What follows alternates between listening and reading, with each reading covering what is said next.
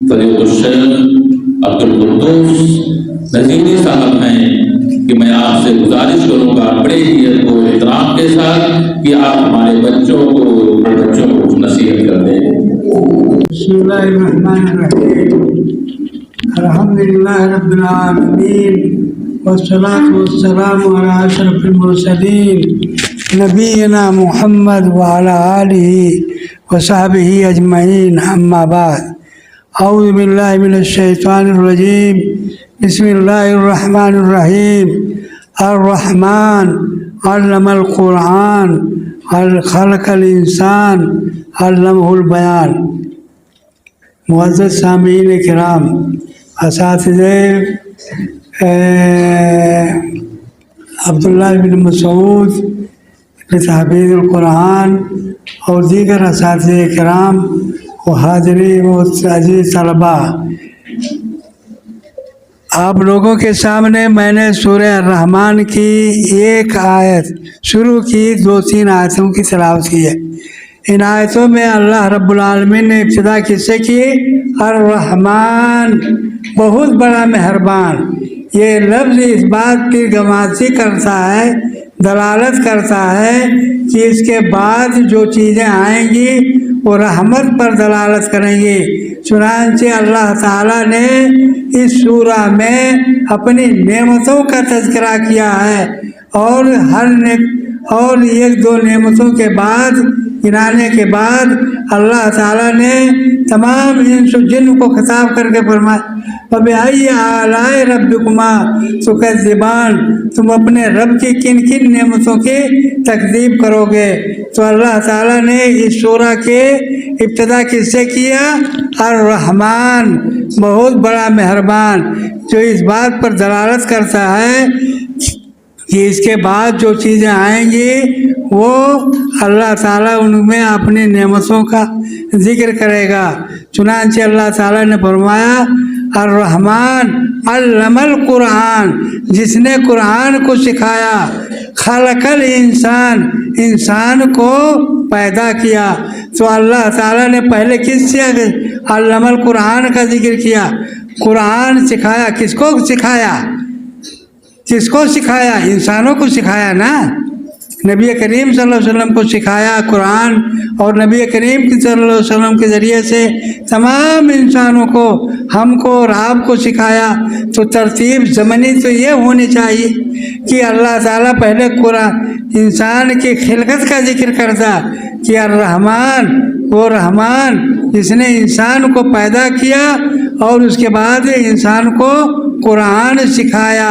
لیکن ایسا نہیں کیا، بلکہ پہلے قرآن سکھایا، اس کا ذکر کی، اس کے بعد انسان کے پیدائش کا ذکر کیا۔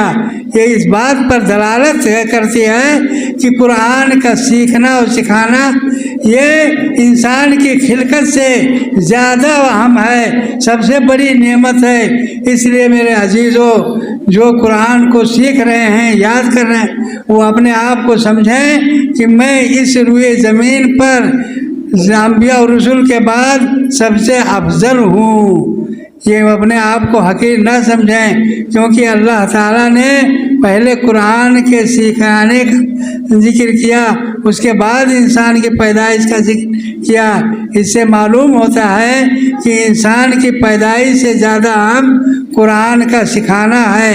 اس لیے جو کہ پیدا ہی نہیں ہوا وہ انسان ہی نہیں ہے، کیونکہ اللہ تعالیٰ کہتا ہے علم القرآن، جس نے قرآن کو سکھایا، اس کے بعد خلق الانسان، انسان کو پیدا کیا۔ اس لیے حدیث میں آتا ہے القلب الذی لیس المرء الذی لیس فی قلبہ شیء من القرآن، جس شخص کے سینے میں قرآن کا کچھ حصہ نہ ہو، اس کی مثال کالبیت الخالی، خالی گھر کی طرح ہے۔ اس گھر کی مانند ہے جو بالکل خالی ہو، جس میں نہ کھانے پینے کی چیز ہو، نہ رہنے سہنے کی چیز ہو، نہ سونے بیٹھنے کی چیز ہو، بالکل خالی ہے۔ تو اللہ تعالیٰ، اللہ کے رسول صلی اللہ علیہ وسلم فرماتے ہیں کہ القلب الذی لیس فی المرء الذی لیس فی قلبہ شیء من، جس کے دل میں قرآن کا کچھ حصہ بھی نہ ہو، اس کی اس شخص کی مثال कल बैतिल खाली खाली कल बैतिल खाली उस घर के मानिंद है जो बिल्कुल तमाम चीज़ों से तमाम आराम आसाइश की चीज़ों से खाली हो। तो मेरे दो अजीज़ों, कुरान की ये फजीलत है।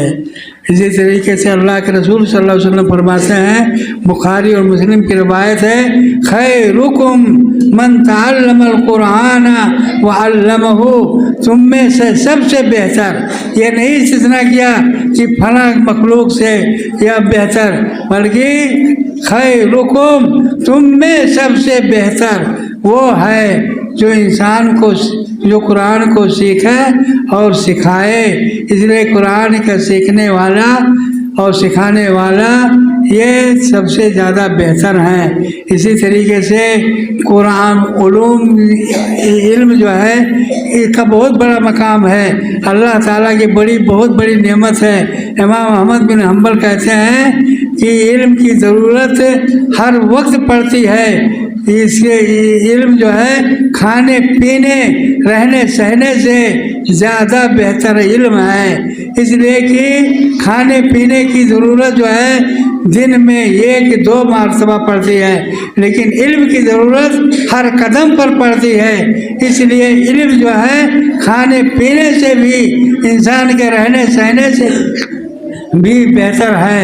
इसलिए इमाम शाफी का कौल है, मन काना युरीदु दुनिया व अलैहि बिल इल्म, जो दुनिया का तलबगार है तो उसे इल्म तलब करना होगा, और जो आखिरत का तलबगार हो उसे भी इल्म की ज़रूरत है।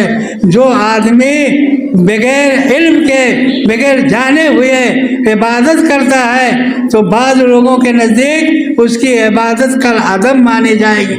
जो बगैर समझे हुए इबादत कर रहा है लेकिन उसको इल्म नहीं है कि इबादत मैं क्यों कर रहा हूँ, क्यों इस तरह कर रहा हूँ, अल्लाह के रसूल सल्लल्लाहु अलैहि वसल्लम ने, अल्लाह ताला ने किस तरह करने का हुक्म दिया है, तो उस तरह के नहीं करता है तो उसकी इबादत भी ये नामंजूर है। इसलिए मेरे अजीज़ों, इल्म हासिल करो, चाहे दुनियावी इल्म हो या उखरवी इल्म हो, ये दोनों भी इंसान के लिए कारआमद हैं। इमाम शाफी ने फरमाया कि जो दुनिया का तलबगार हो चाहिए कि उसे इल्म हासिल करे। आज दुनिया ने जो तरक्की की है इल्म हासिल करने की वजह से तरक्की की है।